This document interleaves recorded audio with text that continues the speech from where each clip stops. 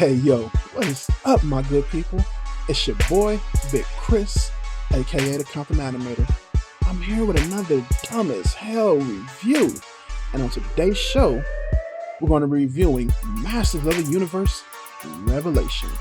So, Masters of the Universe is a quote unquote He-Man TV show that came out about a few weeks ago, but I really wanted to go and watch it again to kind of really get my feelings down on how I really felt about the show. The show is directed by Kevin Smith, who you've probably seen before, writer director of movies like Clerks and with Chasing Amy and stuff, and Jay and Silent Bob. Um, this is a director who I really enjoy, who I've seen almost every one of his movies of, and I've also loved him in recent TV shows like what was it? Supergirl and The Flash. He had a little directing stint on those, so I was very interested to see what he was going to do here. And overall, this is a show that I'm going to spoil a pretty good amount of. So if you don't want to be spoiled by the show, I can tell you right now it's only 5 episodes. Each episode is from 25 to 30 minutes, so you could probably get a good amount of the episodes done quickly and come back and check your boy review out. As far as just, slim feelings on what I thought of the show, it was a very interesting show, really great looking one, but I wasn't in love with it. Now, if you want to watch the rest of this review, you can watch it after you see the show. Now, to get on with the review, I'm going to separate into 4 parts as I always do.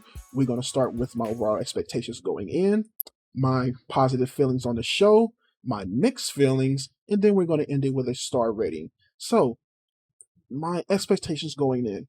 As I said, this is a TV show directed by Kevin Smith, and that alone got me pretty excited. Now, I haven't really liked a lot of the Kevin Smith movies as of late.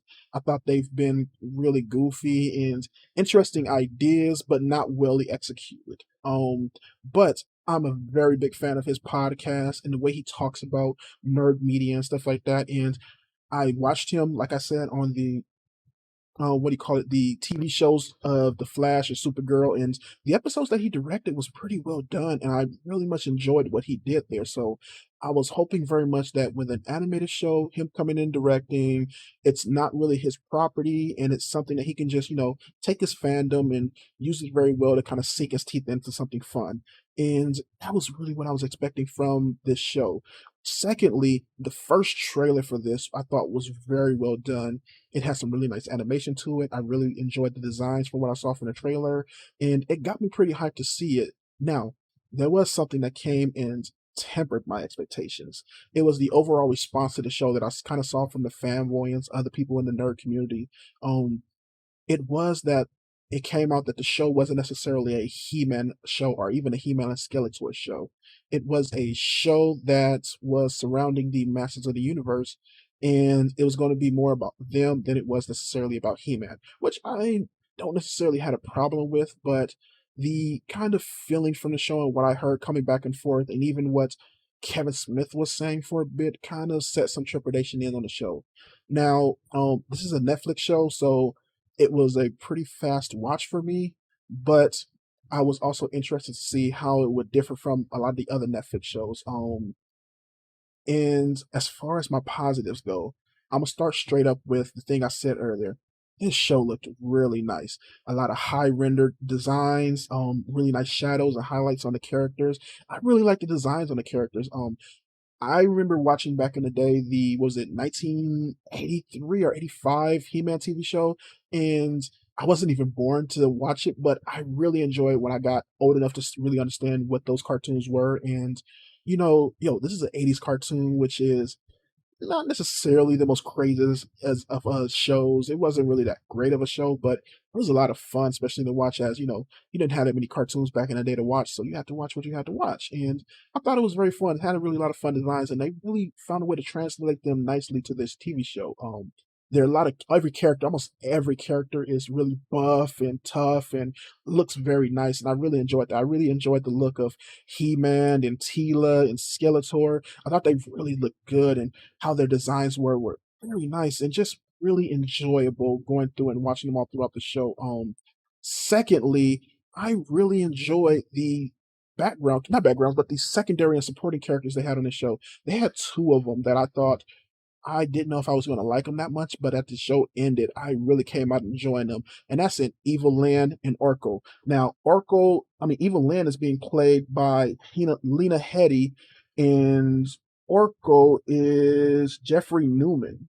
And both of those I thought were very well acted, very well done, very well written.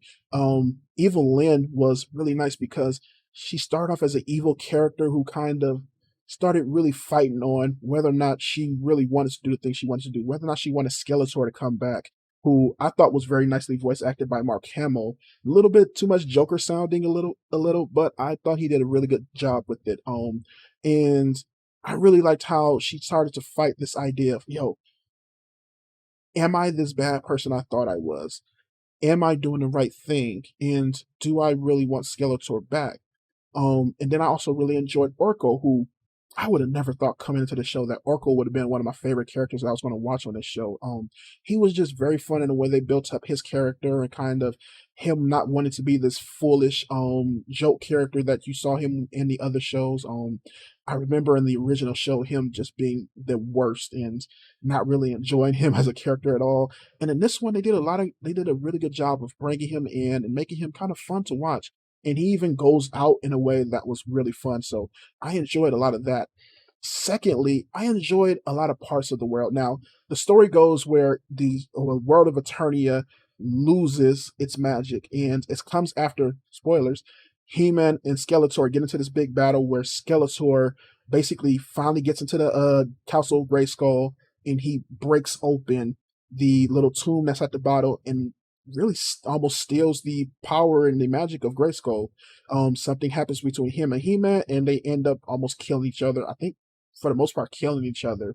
And now they're gone, and the world of magic is almost gone. Every bit of magic in the world is damn near gone. And I really like that idea, and I really liked how, for the most part, they executed it. They had characters like Tri-Klops, who without magic in the world or with very little magic in the world, you get guys like him who come up, and in this world where now machinery and everything is coming on, he becomes this cult leader, and he's driving this cult of people who thriving to say, yo, machines and the world of technology is now taking over, and we're going to push this forward.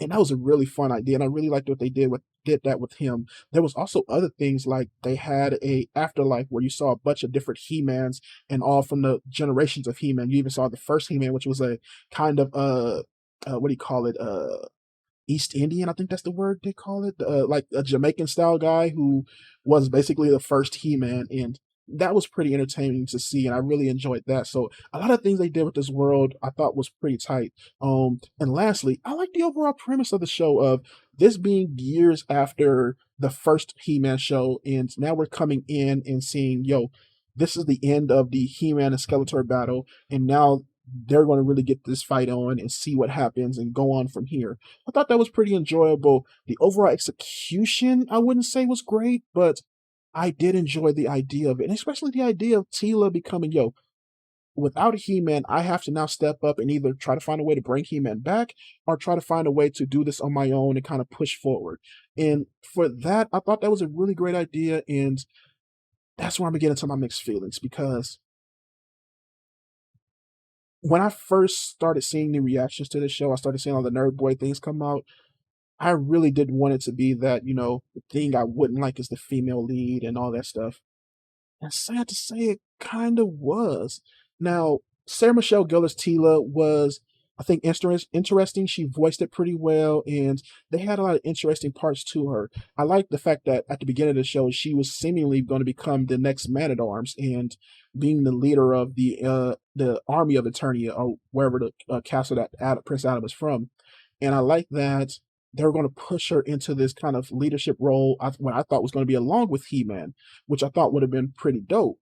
But after He-Man and Skeletor get killed off, she now is pissed because Prince Adam didn't tell her that he was He-Man, and she takes it out on the castle of on Eternia itself, and on the castle that she called home. And after Prince Adam is killed, um, the other man at arms, the real man at arms, gets thrown out of the castle and by the king, who's pissed because his son is dead, and man at arms let him become He Man. But the fact that Tila was so mad at this really didn't resonate with me. Um, I understand her being mad that her friend is dead and that she didn't know he was He Man and stuff, but it didn't seem enough for her to leave and to be this angry. And it didn't really drive it home at all throughout the rest of the show. This is a show that is only 5 episodes, so they don't give themselves enough time to do these type of things and to do something that, I would have really have loved to see, which her show her really go through the emotions of, yo, my friend is gone. I don't know what to do now. I'm pissed off at him for not telling me, but I also miss him. They don't really do that with the show. They don't really drive that home with the characters, and it just didn't resonate what they were trying to do overall. Another thing that was a big miss for me was a lot of the other side characters. You had There was one character who Tila's friend, let's see, her name is Andrea. She was a black young black lady who was all into mechanical stuff and everything like that. And for the most part, she really didn't do anything for me. I don't remember all too much of her in the show, and that's the reason why I wanted to watch it again, because I was trying to see if I was getting anything out of her, and I really wasn't. They kind of showed her as this smart girl who knew a lot of mechanical things and how to fix stuff and was really good with technology, but there was really nothing for her in those 5 episodes that really made her stand out. There was a lot of other characters like this robot version of He-Man who really was a nothing character. I think he was a robot version of Man-at-Arms, and he was really a nothing character for me. There was a lot of the other villains and stuff like that that really didn't do anything for me. Like Trapjaw, I think his name is, or whatever his name is, or Stinkor, or I forget the fish guy name, but they were just there for me, and they really didn't do anything to add along to what the show was. Um, I would also say that the show felt like it was really missing something without He-Man and Skeletor. Both of them add a lot of charisma and character to the show, and their story and their fight against each other is very entertaining to watch. But without them, it feels like there's just something missing. It felt like you really needed this kind of warring two guys, these back and forth people, to really make the show feel like it was something there. Now, if they wasn't going to have them there as far as being alive in the show, I would have loved to see more flashback with He-Man or with Skeletor. They did one flashback with He-Man and Tila, which I thought was very entertaining and very interesting. But beyond that, they didn't really give you anything. They didn't really give you anything that drove home how much He-Man and Skeletor meant to this world. And they say that this is a sequel to the 1983 show, but if you haven't watched that show in a long time, you're not going to remember too much about He-Man and Skeletor and how much they mean to the show, or a lot of the characters throughout the show at all. They don't really introduce anybody to let you know, yo, this is who this character is, this was his connection to the world, and this is how it's going to go from on here. Even with the fish guy or Stinkor, like, I see these characters, I know them because of the toys and the names, but I don't know who they are as characters, and they just introduce a lot of them out of nowhere. Um, I would also say, as much as I enjoyed the overall animation and acting and action of the show, it was pretty bland in the way it was shot and the way it was animated. A lot of the poses weren't that great. They were very just straightforward. The way the camera was kind of straightforward. There was no real dynamicness or cinematic feel to a lot of the shot structure, and how things were framed and stuff like that. That was very just it just wasn't lovely for me. And I know the team that's behind the show can do that type of stuff because I've seen them do it with other shows like Castlevania, but I don't know, the overall direction here was, I don't know if that was a little bit less than what it should have been. Like, this was a show that could have used a lot of the anime feel with a lot of, downward angles and stuff like that, or you playing with the shading of things and playing with the color a lot more. They just didn't do that. Or also how the fights were choreographed. This was something that could have used a lot of more anime feel to it, and really pushed and made the action scenes a lot bigger and a lot more crazier. They had some fun action scenes here, and I thought everything was animated very nicely, but there was nothing that stood out or that really made that punch feel where you was like, yo, that shit was tight, man. That shit was dope as fuck. Like, there was nothing in the show that really stood out for me. There was one action scene with Man at Arms that I thought was nice, but there was nothing here that really gave a punch. Another thing that I wasn't feeling was the overall dialogue. There was some stuff between Evil-Lyn and Orko that I really enjoyed that kind of really fleshed out the characters. But other than that, there was nothing that really stood out. I get it, it's a, more cartoon show and it's pushed down a little bit younger, but even with saying that, there was nothing in the dialogue that really kept me watching or made me really interested in any of the characters or really made anything that they said really memorable. And also with the show being only 5 episodes, which is nowhere near enough episodes, especially if each episode is under 30 minutes, like it's just not long enough to really hit some impact with it, especially with how the show was. And then lastly, the ending of this season, spoilers, it ends with Prince Adam, who's getting ready to turn back into He-Man. It ends with him dying, and Skeletor looking like he's going to be the guy that takes over. Unless you're really well versed in He-Man and all the things like that, it's not going to really mean anything to you because you see Skeletor and He-Man at the beginning of the show, and then you see him at the last 5 minutes of the show.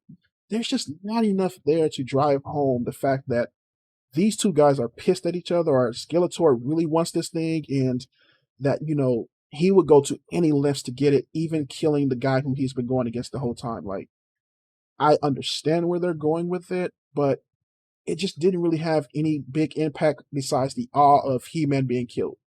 And you already killed him once in the show, so it didn't really drive that home enough. There was something that they did saying that if He-Man came back to Earth or to Eternia, that he may not be able to go to his heaven once more. I get that, but we didn't get enough Prince Adam for me to really understand him as a character and to like him as a character, so there was just nothing there for me. And all that was kind of the overall problem with the show. It just felt like it was missing so much, and like it wasn't hitting a point home for me. And all this was a show that I really wanted to enjoy, that I really wanted to love. I thought it had points that I really liked. I was enjoying things they did with Evil-Lyn and Orko and the animation altogether. I thought it looked very nice. The designs were really nice, and the animation was pretty okay, and it was highly rendered, so I enjoyed that. But the overall story kind of left me disappointed. Tila as the lead character kind of left me disappointed, and a lot of things kind of left it where I wasn't so sure if I wanted another season or I was going to watch another season. I think I still am, because there is something there with this show. There is something that dope that I think they can do, but it's just not fully there. And just to say my overall rating, I probably got to go with a 2.75 stars to 2.5. I just couldn't go to 3. It wasn't a show that was, straightforward average for me. It was a little bit below average, and it kind of sucked because this show I really wanted to enjoy, and it just didn't hit it for me. It was kind of hard getting through every episode because I stopped caring as the episodes went along. I think the first episode was really fun and did a really good job with the characters. The second episode kind of started falling for me, and it never hit that point of the first episode again, even towards the end. Like, it just never hit another rise for me, and that was kind of disappointing. But yeah, thank you for watching, man. I thought the show had some good points to it, but yeah, it is what it is. But yeah, thank you for watching. Hopefully I'm gonna come back with some more good stuff here. I think I have another TV show review coming up, and I really want to review some of the movies coming up as well. But yeah, thank you for watching. Like, comment, subscribe. I got my social media links down below. You can hit me up there if you want to. And yeah, tell me what you thought of the show if you watched it, man. I really want to know what people thought about Masters of the Universe Revelations. So yeah, thank you for watching once again. I'll see you later. Word up. Peace.